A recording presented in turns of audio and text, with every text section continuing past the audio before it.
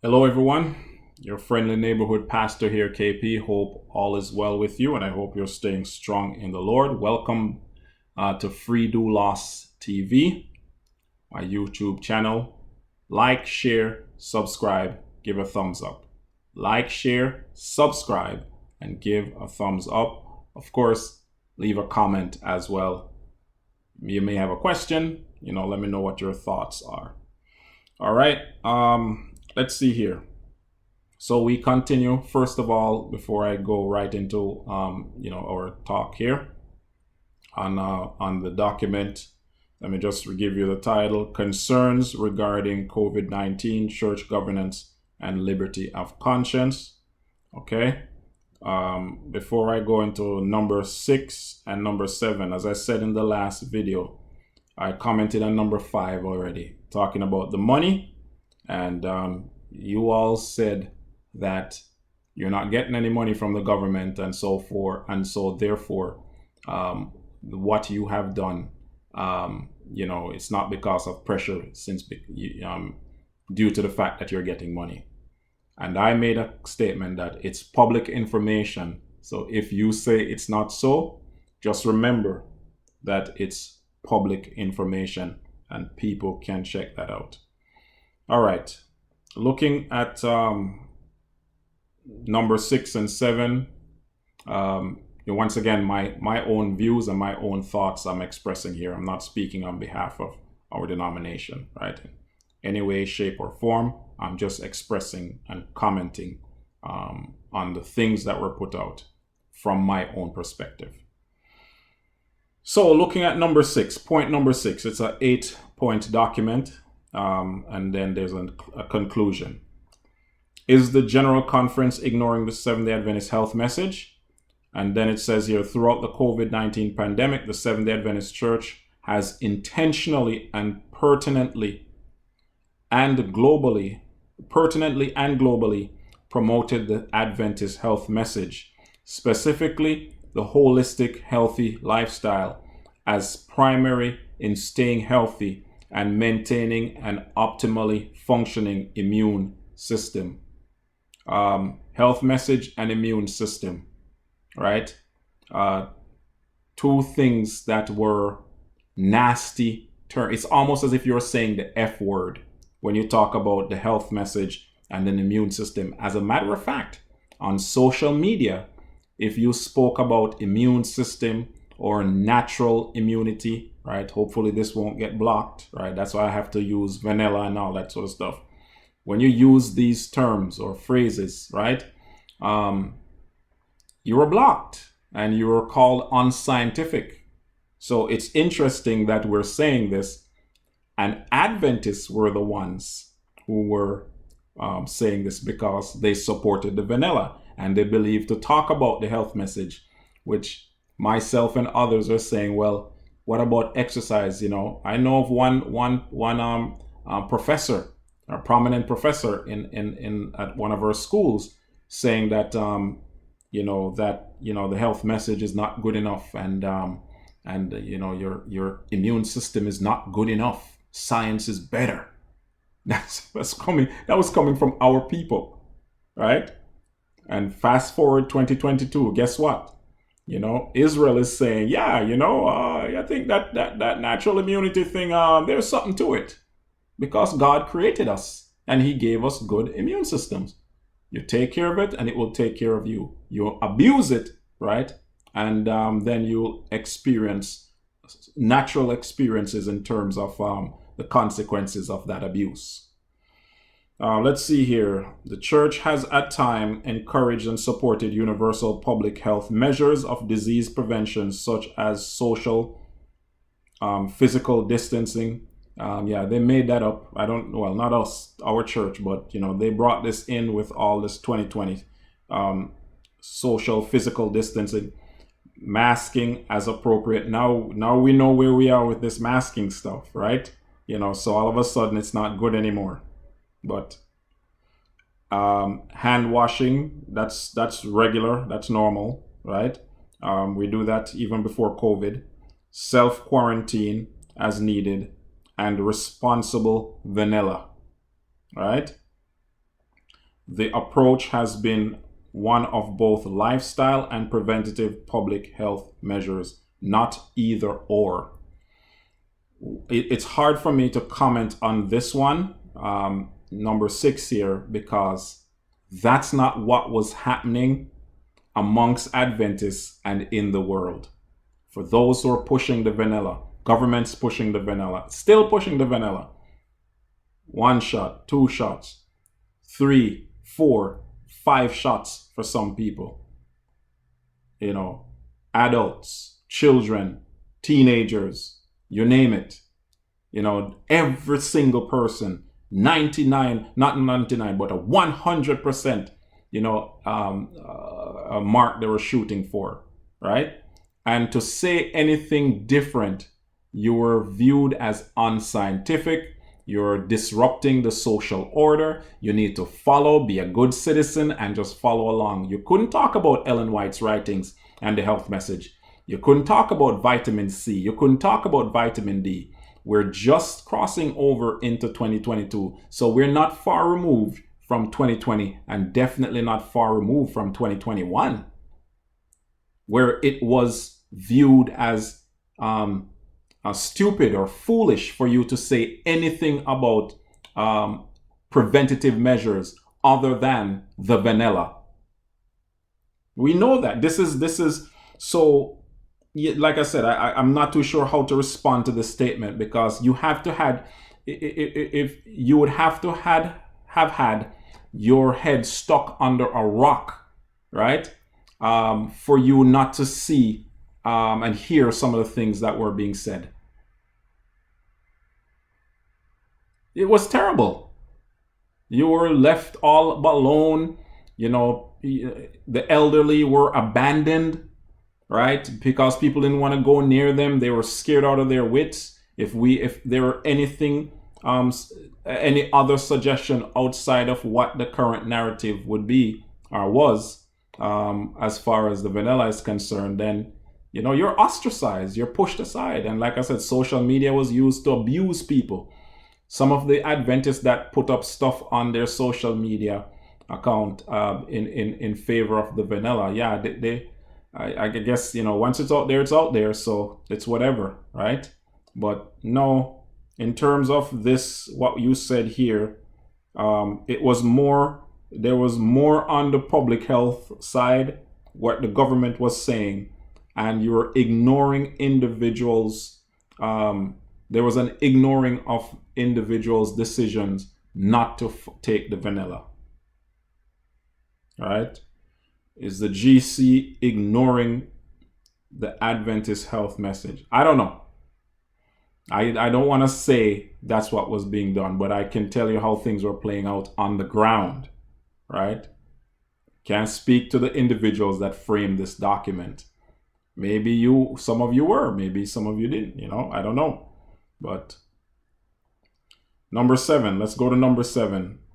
Does the Seventh-day Adventist Church see the preventative health mandates as a religious liberty issue? If not, why not? The Seventh-day Adventist Church has a long history of defending freedom of conscience. Good, and you should, particularly in cases of religious conviction regarding the observance of the 7-day Sabbath, as taught in the Bible. Okay, well, we're not talking about the Sabbath, so good, thanks for that, but we're not talking about the 7-day Sabbath. We're talking about pushing something in my body and in the body of individuals. The church recognizes from Bible prophecy there will be in the future a decree that will call for everyone on earth to choose between receiving the seal of God or the mark of the beast. Here we go again. Revelation 14:9 and 10. The current COVID protocols are not that decree spoken in Revelation. And once again, I'll say it if you didn't hear it before, right? Nobody is saying that. The measures, the protocols were beast-like. You're forced, you're coerced, you're fired, and our document was being used. So I'll come at this, right, in terms of no, stop with the mark of the beast stuff. Please stop with the mark of the beast stuff. We have enough non-Adventists on YouTube and other social media platforms who are talking about biblical things and biblical themes and biblical concepts and ideas, right? A lot of them non-Adventists, and they pointed out this whole mark of the beast stuff. And if anything, I give God all the credit for utilizing something so terrible like COVID-19 to point people in his direction, because we are here talking about individuals utilized. Yes, there are some who talk about the shots, the jab, the stab, the inoculations, that, and even the chips that are coming in people's hands now, right? And even that was a conspiracy theory before, but now you can do that now. Sweden and other countries in Europe are really, pioneering this thing. Okay. So yeah, we understand that you're saying it's not the mark of the beast. Okay, we understand that, but it's beast-like. What the government was, how the governments all around the world came together. They decided together. Everybody was going to get these shots, locked down together, right? It had nothing to do with health and safety. And we know from Bible prophecy that these governments are under the control of the devil himself. And the U.S. is leading this charge. We know this from Bible prophecy, Revelation 13, right? So I don't know why why we are trying to avoid the conversation and avoid the topic, right? Whereas we see, them taking control of bank accounts, and, where did all of this come from? That's what we're dealing with. So that's why people are saying, talking about can't buy, can't sell. That's what you can't go into Walmart. You couldn't go in some places. You couldn't go into Costco. You couldn't go into the local stores. Businesses were destroyed. Government is taking control of your health, your children, and everything that you have. We saw this play out. So what was the shock here? In addition to defending freedom of conscience, that's debatable. That's debatable. That's why Vine's message was resonating with people so much. The Seventh-day Adventist Church has a long-standing history of supporting responsible vanilla, right? Responsible vacations. Maybe we can use that. Vacations, all right? Regarding the vacations or the vanilla, I have my vanilla. A lot of people have their vanilla.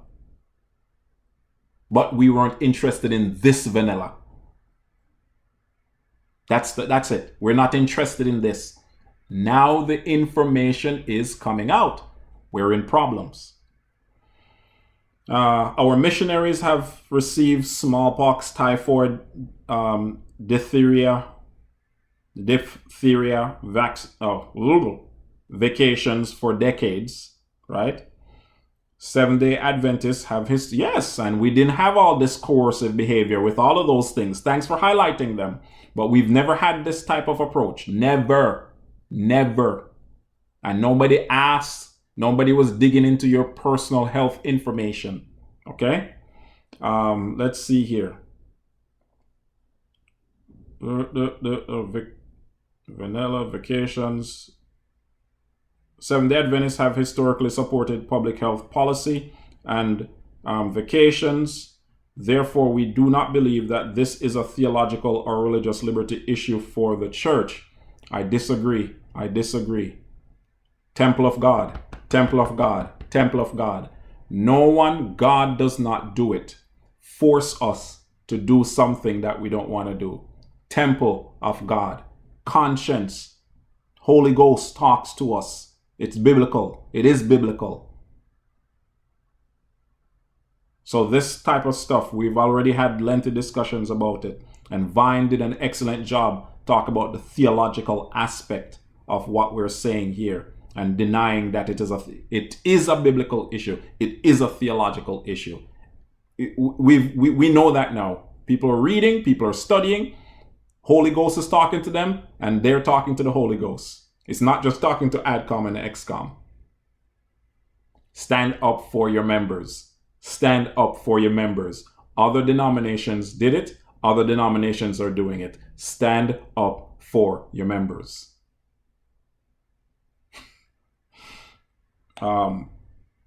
The statement on immunization was released April 2015, long before COVID and immunizations became politicized. True, but it still has a bearing because the reaffirmation document is an expansion of that statement. And now the flashlight and now the microscope is on 2015 statement and also the reaffirmation hardline document. And I'm trying to get to that, right?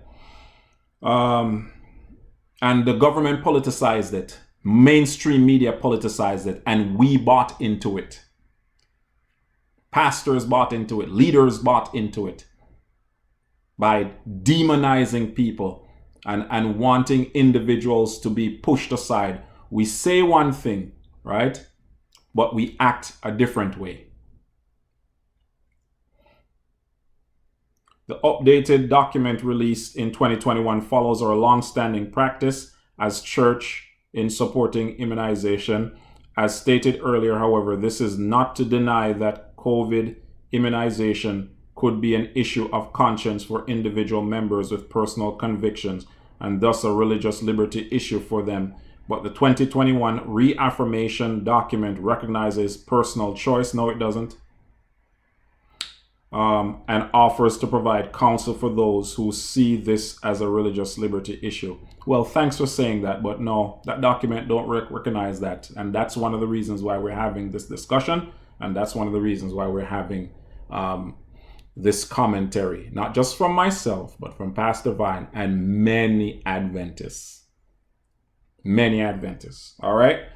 So that's it for number 6 and number 7.